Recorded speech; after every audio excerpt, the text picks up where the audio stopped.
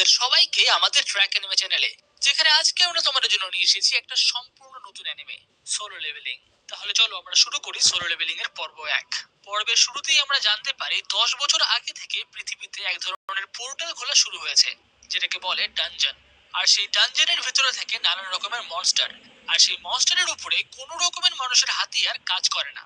শুধুমাত্র যে সমস্ত মানুষের কিছু বিশেষ জাদুই শক্তি আছে তারাই সেই সমস্ত মনস্টারকে মারতে পারে। আর এই রকম শক্তিওয়ালা মানুষদেরকে বলা হয় হান্টার। এখন এই হান্টারের বিভিন্ন র্যাঙ্ক হয়, যেমন সব থেকে পাওয়ারফুল হলো এস র্যাঙ্ক, তারপরে এ বি সি ডি, এবং সব থেকে কমজোরি হলো ই র্যাঙ্ক। আর এই শক্তিটা হলো এমন যে এটা যে একবার পেয়ে যায় তারপর আর সেটাকে বাড়ানো যায় না। মানে প্রথমে যদি কেউ সি র্যাঙ্কের শক্তি পায় তাহলে তারপর সে যতই খাটাখাটি করুক না কেন তার শক্তি সি র্যাঙ্কেরই থাকবে।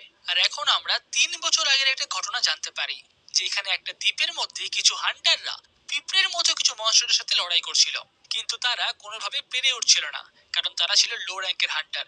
সেই সময় সেখানে কিছু এস র্যাঙ্কের হান্টার আসে আর তাদের সাথে লড়াই শুরু করে। তারা খুব সহজেই পিঁপড়েগুলোকে মেরে ফেললে সেইখানে আরো কিছু বড় বড় পিঁপড়ে আসে, আর তারা নির্ভয়ে তাদের সাথে লড়াই করা শুরু করে দেয়। আর ওই দ্বীপেরই আরেক পাশে অন্য এক দলও এরকম লড়াই করছিল, যেখানে প্রথমেই একটা এস র্যাঙ্কের হান্টার তার আগুনের পাওয়ার দিয়ে অ্যাটাক করে, যেটাতে লাল সব পিঁপড়েগুলো তো মরে যায় কিন্তু সাদা পিঁপড়েগুলো মরে না। আর তারপরে বাকি সব হান্টারগুলো তাদেরকে মারতে যায়। এরপরে আমরা চলে আসি বর্তমানে সাউথ কোরিয়ার একটা কনস্ট্রাকশন সাইটে, যেখানে একটা ডানজন ওপেন হয়েছে। তাই সেইখানে সমস্ত হান্টাররা জড়ো হয়েছে ডানজনটাকে ক্লিয়ার করার জন্য। আর এই সময় এই ডানজনের সামনেই আসে আমাদের এই গল্পের মূল চরিত্র সাং জিনওো। আর সাং জিনওোকে দেখে সবাই খুশি হয়। যার পরে একটা হান্টার অন্য একটা হান্টারকে জিজ্ঞাসা করে, সাং জিনওো কি খুবই শক্তিশালী যে ওকে দেখে সবাই খুশি হচ্ছে? তার উত্তরে অন্য হান্টারটি বলে ঠিক তার উল্টোটা, ও এতটাই কমজোরি যে ওকে যদি কোনো মিশনে পাঠানো হয় তার মানে সেই মিশনটা খুবই ইজিই হবে। আর এরপরে সাঙ্গের দেখা হয় জোহি নামের একটা মেয়ের সাথে। তার সাথে কিছু কথা বলার পরে এই মিশনের লিডার সবাইকে ডাকে, আর সবাই মিলে একসাথে ডানজনে প্রবেশ করতে শুরু করে। এই সময় সাং তার কাছে থাকা ছোট চাকুটার দিকে তাকায়। সবাই বড় বড় অস্ত্র নিয়ে ডানজনে প্রবেশ করে, কিন্তু সাং এর কাছে একদমই টাকা পয়সা নেই। তাই সে তার ছোট চাকুটা নিয়ে মনস্টারদের মারতে যায়।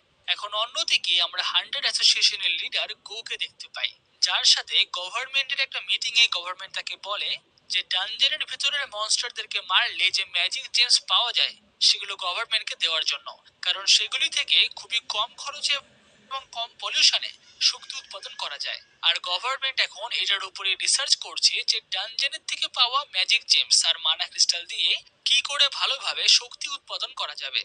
এখন অন্যদিকে ডানজেনের ভেতরে আমরা দেখতে পাই যে সাং একটা মনস্টারকে মারে, তার জন্য সে একটা ছোট ম্যাজিক জেমসও পায়। কিন্তু ইতিমধ্যেই তার পিছন থেকে আরো একটা মনস্টার তার উপরে অ্যাটাক করে, আর এইবার সেই মনস্টারটা সাং জিনবুর বুকে তার তরোয়াল ঢুকিয়ে দেয়। সেই সময় অন্য একটা হান্টার এসে তাকে বাঁচায়। আর এখন জোহি, যে ছিল একটা বি র্যাঙ্কের হিলার, সে এসে জিনবোকে হিল করতে থাকে। এই সময় জিনবো দেখে যে বাকিরা কত সহজেই এই সমস্ত মনস্টারদেরকে মারছিল, আর তারা এগুলোকে মেরে যে টাকা পায় সেগুলো দিয়ে তারা আরো ভালো অস্ত্র কেনে, যেগুলো দিয়ে তারা আরো বড় বড় মনস্টার মারতে পারে। আর এখন তারা ডানজনের ভেতরের সব মনস্টার মেরে ফেললে তারা সেই ডানজনের মধ্যে আরো একটা ডানজন খুঁজে পায়, যেটা একটা অদ্ভুত ব্যাপার। যেই কারণে তাদের গ্রুপের লিডার ঠিক করে যে এইটা তাদেরকে বাইরে বেরিয়ে হান্টার অ্যাসোসিয়েশনদের জানানোর দরকার, কিন্তু বাকিরা বলে তার কোনো দরকার নেই, এমনি তো এটা ডি র্যাঙ্ক ডানজন। ভেতরে গিয়ে যদি তারা আরো মনস্টারদেরকে মারে তাহলে তারা আরো টাকা কামাতে পারবে। আর এরপরেই ভোটিং শুরু হয়, আর ভোটিং এর শেষ সিদ্ধান্ত সাং জিনবোর কাছে এসে পৌঁছায়। সাং জিনবো হ্যাঁ করলে হ্যাঁ, না করলে না। আর সাং এখন মনে করে তার বাবা নেই, তার মা হসপিটালে ভর্তি থাকে, আর তার বোনকেও কিছুদিন পর থেকে কলেজ যেতে হবে।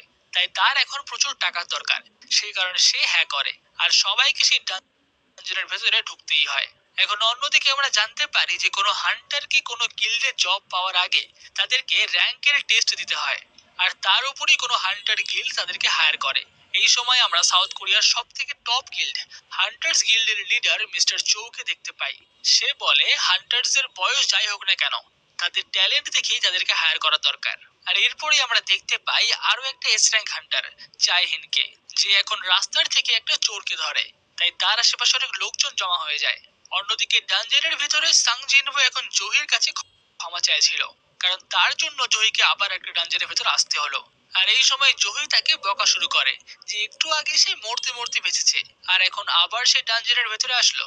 এই সময় সাং তাকে আবার বলে ক্ষমা করে দেওয়ার জন্য, যার উত্তরে জহি বলে যে সে যদি জহিকে খাওয়াতে নিয়ে যায় তাহলে জহি তাকে ক্ষমা করতে পারে। আর এই সমস্ত কথা বলতে বলতে তারা পৌঁছে যায় ডানজনের ভেতরে। আর এখন অন্যদিকে আমরা দেখতে পাই যে মিস্টার গো নতুন সমস্ত হান্টারদেরকে বলছিল যে ডানজনের ভেতরে কখন কি হয়ে যায় তার কোনো ঠিক ঠিকানা নেই, তাই ডানজনের ভেতরে তাদেরকে সব সময় সাবধান থাকা দরকার। এদিকে সাং আর বাকি সবাই ডানজনের ভেতরে প্রবেশ করে দেখতে পারে যে সেইখানে কোনো মনস্টার নেই, বরঞ্চ সেখানে কিছু বড় বড় পাথরের মূর্তি রয়েছে। আর মাঝখানে এক জায়গায় একটা অনেক বড় পাথরের মূর্তি রয়েছে। আর সেই পাথরের মূর্তিগুলোর একটার হাতেই একটা কিছু লেখা রয়েছে, যেটা একজন সবাইকে পড়ে শোনায় যে সবার প্রথমে তাদেরকে ভগবানের পুজো করতে হবে এবং তারপরে তার প্রশংসাও করতে হবে।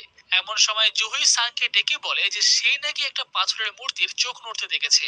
আর এখন হঠাৎই সেই ঘরটার দরজাটা বন্ধ হয়ে যায়। এমন সময় একটা ডি র্যাঙ্কের হান্টার সেই দরজাটাকে আবার খুলতে গেলে তার পাশে থাকা পাথরের মূর্তিটা তাকে কেটে অর্ধেক করে দেয়, যেটা দেখে সেখানকার সবাই খুবই ভয় পেয়ে যায়। তারা বুঝতে পারে যে এই ঘরের সবকটা মূর্তি এরকম চলাফেরা করতে পারে, তার মানে তাদের পক্ষে এখান থেকে বেঁচে বেরোনোটা অসম্ভবই। এখন সাং হঠাৎই সেই বড় মূর্তিটার দিকে তাকালে সে দেখতে পায় যে তার চোখ দুটো লাল হয়ে গেছে।